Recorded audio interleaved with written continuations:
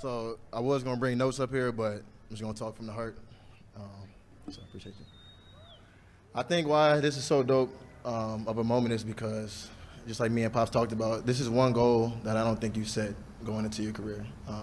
This is something that happens through your hard work, through success, but it's just so dope that he had other things set as far as accolades go, and he crossed all those off, as we know.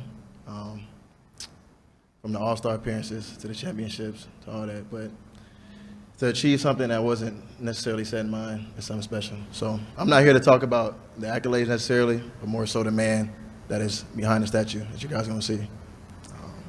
For me, he's a father first, like we've always talked about.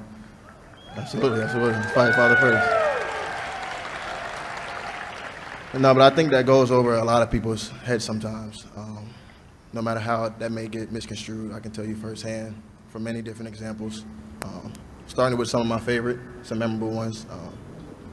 Just the things that you installed and instilled in me as a kid to make me the young man who I am today. Starting with one of my favorites, just perseverance as a whole. No matter what you do in this life, you will have obstacles. This goes for everybody out there. I want to share what my father taught me. You will have obstacles. There will be ups and downs. It is important to believe in yourself. It's important to chase something that maybe only at certain times you can see. But you got to get up every day and continue to put in the work to reach the outcome of what's on the other side of hard, as we always talk about.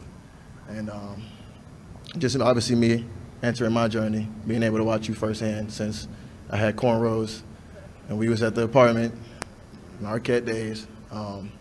It's just such a blessing because I know all the hard work that you put in behind closed doors.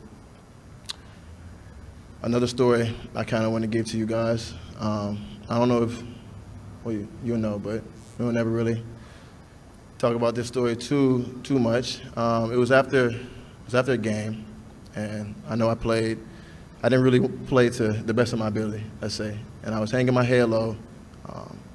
I was embarrassed, to be honest, right?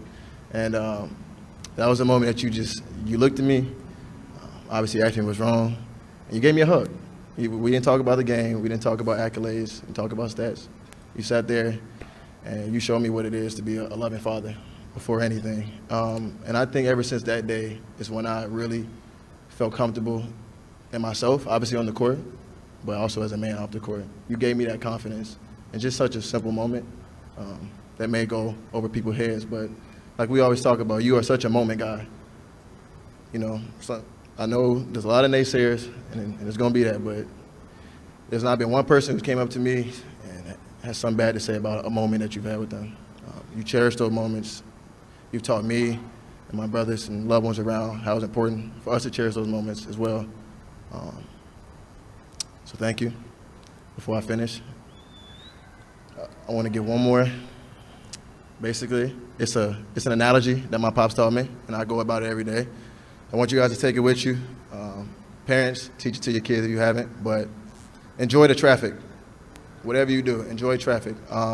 Basically meaning that, you know, we all have a GPS necessarily, and we're all in a hurry to get there, especially when we see the red or the yellow on the map.